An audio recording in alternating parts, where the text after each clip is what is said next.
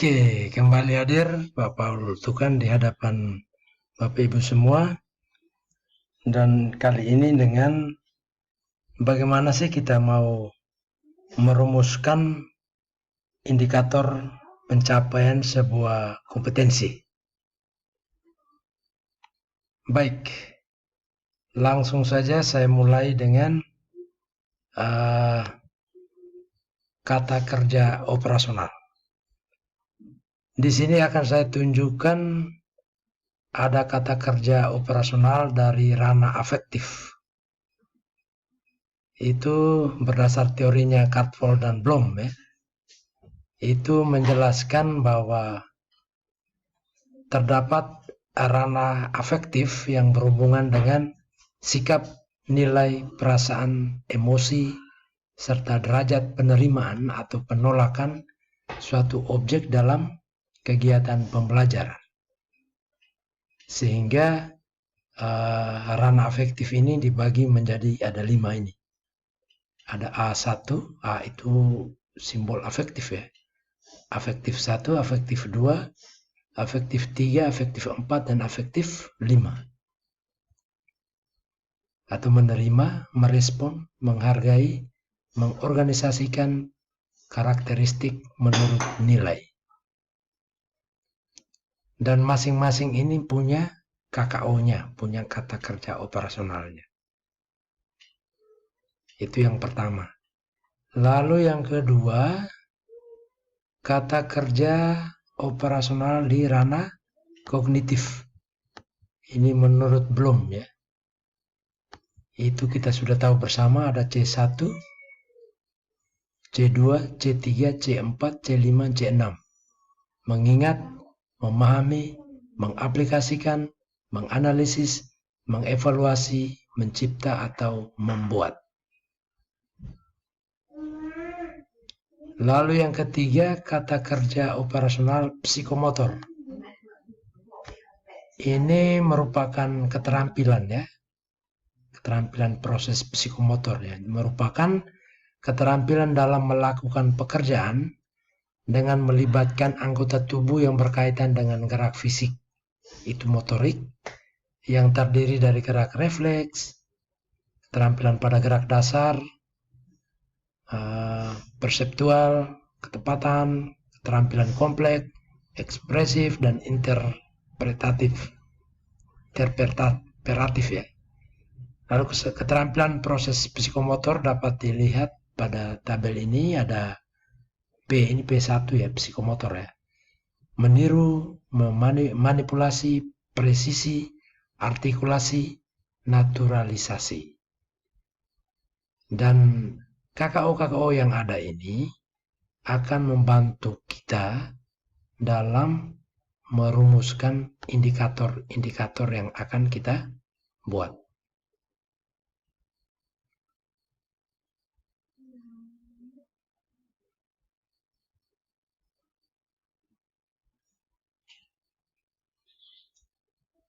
Oke, saya mulai dari yang pertama, bagaimana merumuskan indikator sikap.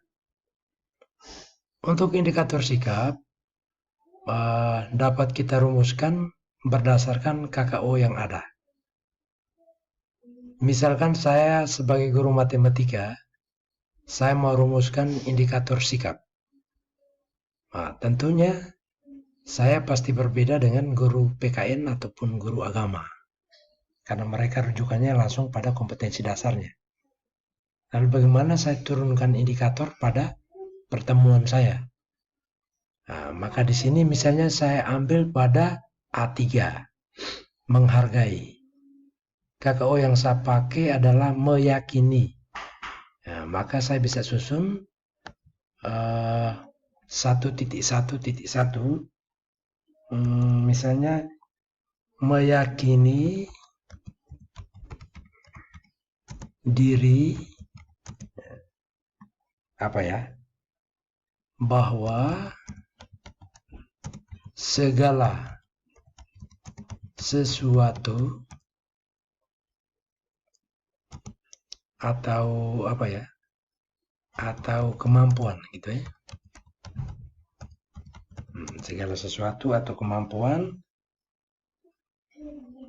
yang diperoleh bersumber dari Allah. Nah, ini contoh, salah satu contoh indikator sikap spiritual yang mau saya bawakan dalam KD yang hendak saya akan sajikan pada pertemuan pertama ini. Nah, itu tentang spiritual. Bagaimana di indikator sikap sosial? Nah, maka saya kembali kepada KKO yang ada ini. Misalnya dalam kesepakatan di sekolah bahwa sikap sosialnya kami itu adalah tanggung jawab, disiplin, dan jujur. Itu kesepakatan kami soal penilaian sikap sosial. Maka bagaimana tanggung jawab, bagaimana disiplin, dan bagaimana kejujuran, itu akan kita nilai dalam proses pembelajaran kita. Nah, maka kita akan mencari indikator-indikator KKO yang akan menggambarkan tanggung jawab, disiplin, dan juga jujur. Nah, misalnya saya mulai dengan tanggung jawab. Bagaimana tanggung jawab? Di sini saya coba lihat yang cocok, yang saya mau pakai adalah saya ambil di sini karakteristik menurut nilai A5, membuktikan. Nah, bertingkatannya luar biasa ini. Membuktikan. Maka saya akan melakukan observasi, ya kan, melihat siswa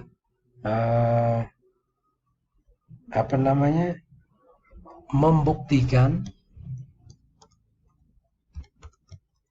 Dia harus bertanggung jawab, ya. Jadi dia membuktikan apa ya? Membuktikan diri untuk mampu mengatasi berbagai soal. Berbagai masalah atau soal gitu ya, yang diberikan. Nah, ini untuk tanggung jawab. Lalu 2.1.2-nya tadi disiplin. Nah, disiplin, maka kembali kita cek KKO-nya.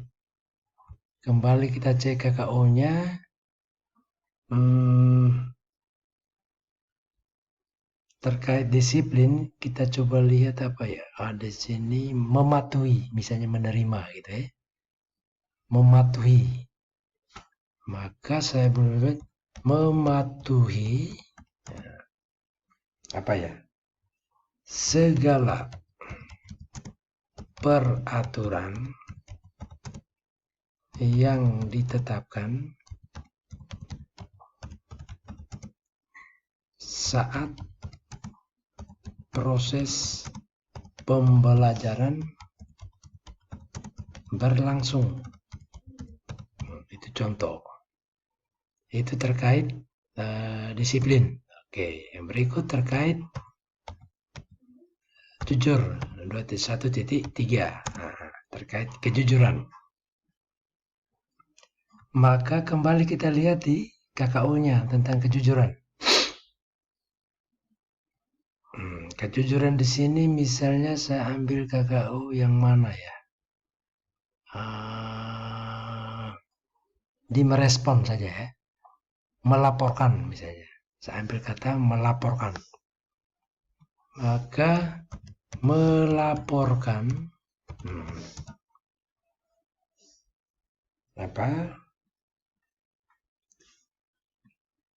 kejadian gitu ya, kejadian buruk misalnya yang terjadi selama proses pembelajaran. Oke deh. Jadi itu Bapak Ibu. Jadi saya bisa sharing seperti ini. Tinggal Bapak Ibu kembangkan menurut yang Bapak Ibu punya. Kalau saya punya seperti itu. Jadi itu baru di indikator untuk ranah sikap ataupun afektif. Yang berikut, kita lari yang berikut. Bagaimana terkait ranah kognitif?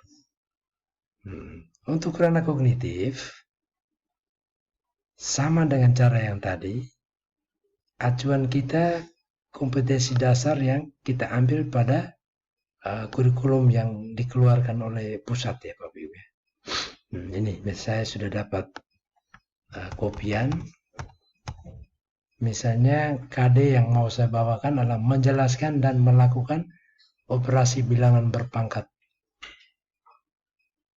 bilangan rasional dan bentuk akar serta sifat-sifatnya. Keterampilannya adalah menyelesaikan masalah yang berkaitan dengan sifat-sifat operasi bilangan berpangkat bulat dan bentuk akar. Kita mulai di ranah kognitif dulu. Untuk menentukan indikator daripada KD ini, maka langkah yang pertama kita buat adalah menentukan target KD. Target dari kompetensi dasar 3.1 ini. Kenapa harus saya buat target? Karena untuk membuat lebih menukik pada fokus pertemuan yang mau kita bawakan. Bagaimana target KD-nya? 1. Menjelaskan operasi bilangan berpangkat bilangan rasional serta sifat-sifatnya gitu ya. Serta sifat-sifatnya. Oke. Target yang kedua, menjelaskan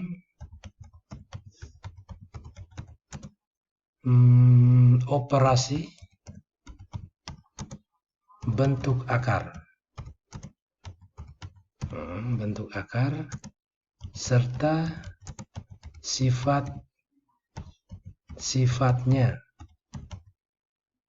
Oke, itu yang kedua. Yang ketiga, melakukan operasi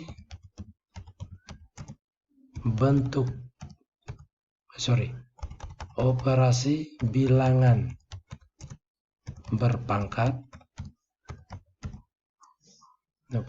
berpangkat, bilangan rasional.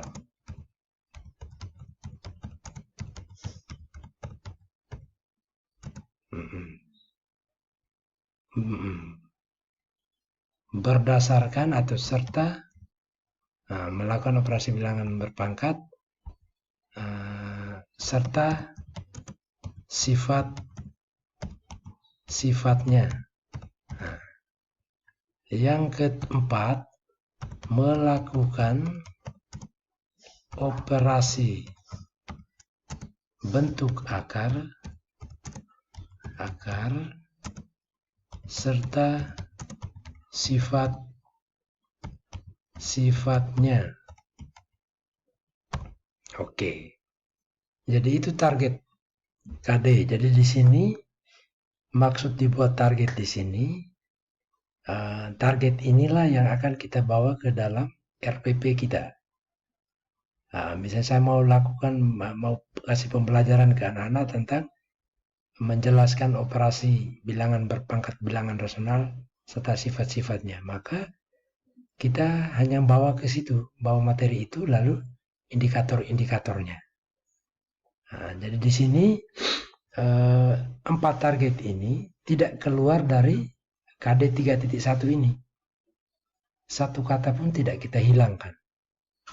Yang hilang mungkin cuma kata penghubung dan ini saja. Tapi yang lain ini sama persis seperti di atas. kita hanya ya, jadi di sini kenapa kita buat seperti ini, buat target KD seperti ini ya karena rujukan kita pada tuntutan Permen nomor 37 tahun 2018 ya Bapak Ibu. Yang mana tentang KD itu menjadi dasar yang menjadikan sasaran minimal yang akan dicapai dan menentukan target yang akan dicapai sesuai dengan KD dengan cara memisahkan target kompetensi dengan materi yang terdapat pada KD. Oke, jadi kita tinggal membuat targetnya dengan tanpa menghilangkan sekepatah kata pun yang ada pada KD-nya. Oke, selanjutnya akan kita buat indikatornya. Kita turunkan menjadi indikator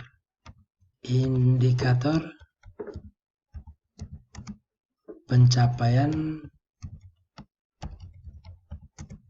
kompetensi.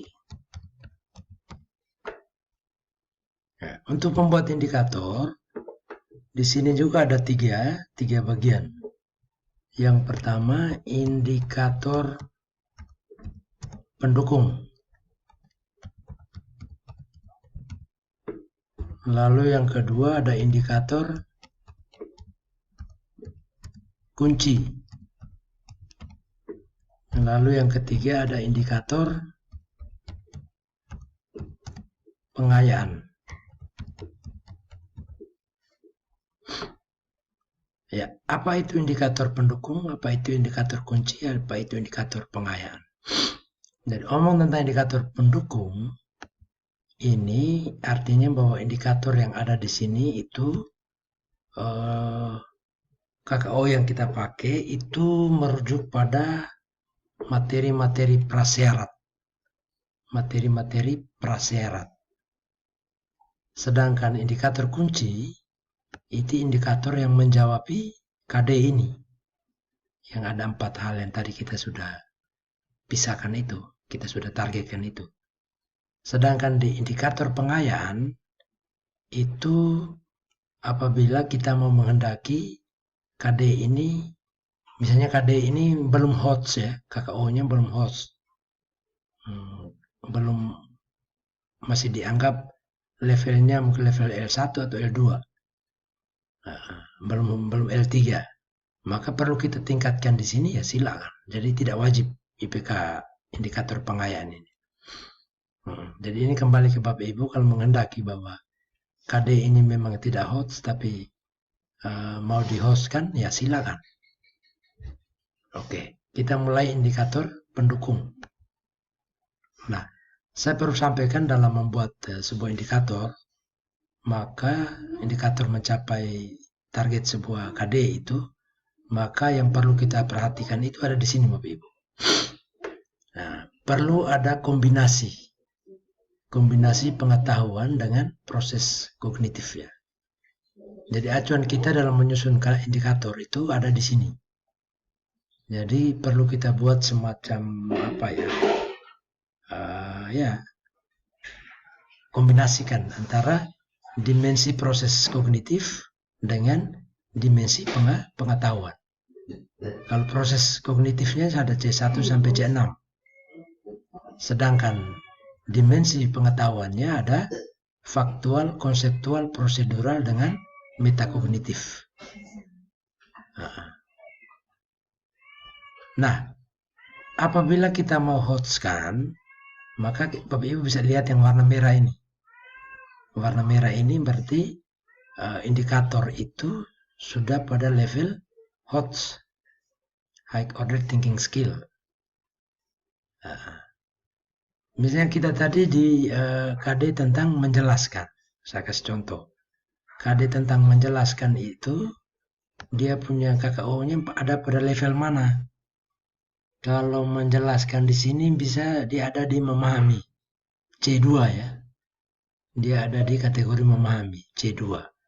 Maka KD ini bukan KD HOTS. KD ini bukan KD HOTS. Maka dia masih ada di C2 ini level L1. L1 itu C1 dengan C2, L2-nya itu C3 saja, L3-nya itu C4, C5, C6 kan gitu tuh. Maka karena KD kita adalah KD bukan HOTS, maka perlu kita misalnya saya perlu mau HOTS kan, maka tinggal saja kita naikkan KKO IPK kita minimal ada di C4. C4, tapi ada syaratnya. C4 yang kalau dia ada di faktual masih lurus ini ke sini di C4 sekalipun belum HOTS. Minimal C4 yang HOTS itu ada di konseptual. Dari konseptual ke sini ketemu dengan C4 di sini di warna merah ini. Maka ini ya namanya HOTS, itu minimalnya ada di sini. C4 konseptual, C4 prosedural, C4 metakognitif. Begitu juga mengevaluasi konseptual, prosedural, metakognitif. Mencipta konseptual, prosedural, metakognitif. Tapi sekalipun dia C4, C5, dan C6, tapi ada di level faktual, maka itu belum HOTS. Sehingga kalau warna kuning ini belum HOTS dia. Oke, baik. Nah, kalau KD-nya tentang memahami, maka kita buat pertama dulu prasyarat misalnya. Prasyarat, IPK pendukung. IPK pendukungnya misalnya kita lihat KKO-nya, karena dia prasyarat, maka artinya gini Bapak Ibu, dalam satu KD itu harus mencakup faktual, konseptual, prosedural, metakognitif dalam satu KD ya. Harus mencakup ini, kombinasi dimensi pengetahuan dengan dimensi pengetahuan ini. Nah, empat-empatnya harus masuk pada indikator-indikator kita. Nah, dan perlu penting kita ketahui, harus paham tentang faktual, paham tentang konseptual, paham tentang prosedural, paham juga tentang metakognitif. Oke, jadi sekarang saya mau buat IPK pendukungnya. IPK pendukungnya, kita lihat KKO kita. Kita lihat KKO kita, kalau level faktual tentang bilangan berpangkat bulat, maka saya bisa melihat di, mungkin saya kasih, ambil saya punya yang ada ya. Oke, misalnya saya ambil saya punya. Oh tidak, kita buat sama-sama saja ya. Kita buat sama-sama faktual. Berarti paling tidak dia apa ya?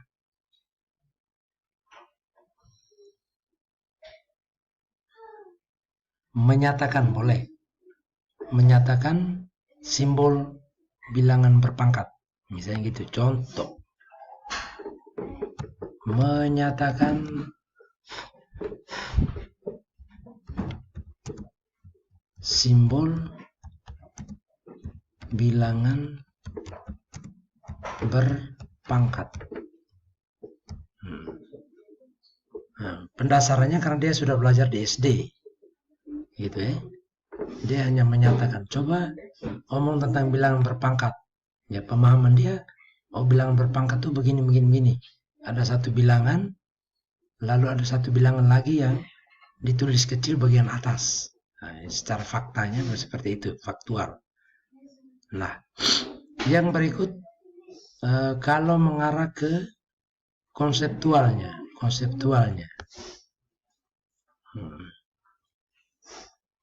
Konseptualnya dia bisanya apa ya?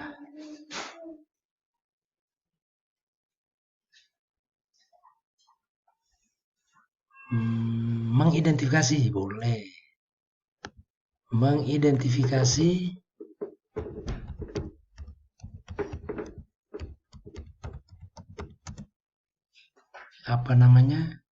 bilangan berpangkat rasional.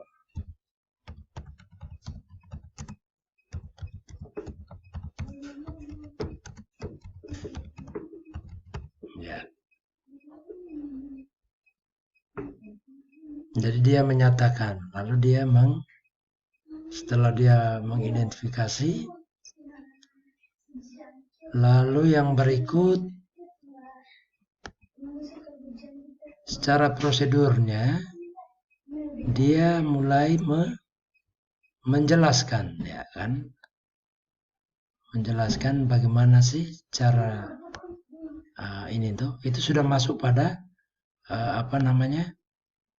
indikator kunci, maka sudah bisa menjawab KKO-nya, menjelaskan operasi bilangan berpangkat bulat serta sifat-sifatnya. Nah, itu masuk di indikator kunci. Jadi indikator kunci harus menjawab KD. Indikator kuncinya harus menjawab KD. Oke. Nah, yang berikut pengayaan, indikator pengayaan. Indikator pengayaan ini kan tidak wajib. Dia tidak wajib. Tidak wajib. Tapi kalau Bapak Ibu mau menghendaki bahwa dia juga mau di-hostkan, maka tinggal kita ingat tadi. Nah, kita ingat tadi bahwa sekalipun KKO KD-nya itu tidak pada level C4, C5, C6, dalam hal ini dia ada di C2, tapi kalau saya mau hostkan, maka saya naikkan dia punya dimensi proses kognitifnya, yaitu ada di C4. C4 yang konseptual. Maka kita lihat di KKO-nya, KKO C4. C4 di sini, maka misalnya di sini kita pakai memecahkan. Nah, ambil kata memecahkan. Memecahkan masalah yang berkaitan dengan bilangan berpangkat rasional serta sifat-sifatnya. Nah, bisa. Oke. Maka di sini kita tidak wajibnya kita hapus. Nah, artinya bahwa di sini sekalipun KD-nya hanya suruh siswa menjelaskan minimalnya yang diharapkan, tapi bisa juga kita naikkan menjadi HOTS dengan catatan KKO-nya ini kita tingkatkan naik menjadi level C4. Mana tadi? Kita naikkan levelnya. Kita naikkan levelnya C4 dengan konseptual atau prosedural atau metakognitif. Oke, gitu ya Bapak Ibu ya. Jadi itu indikator indikator pengetahuan. Nah, sekarang bagaimana indikator keterampilan? Keterampilan di sini menyelesaikan masalah yang berkaitan dengan sifat-sifat operasi bilangan berpangkat bulat dan bentuk akar. Maka kita lihat juga kembali ke indikatornya. Indikator suruh menyelesaikan. Maka di sini ada KKO tentang keterampilan. Ada P1, P2, P3, P4, P5. Disuruh menyelesaikan, maka apa yang jadi kita lihat di situ keterampilan untuk saya matematika. Maka saya bisa ambil di sini misalnya menerapkan cara yang berbeda dalam menjawab sebuah masalah, atau bisa juga mendemonstrasikan masalah-masalah yang berkaitan dengan bilangan berpangkat bulat. Oke Bapak Ibu,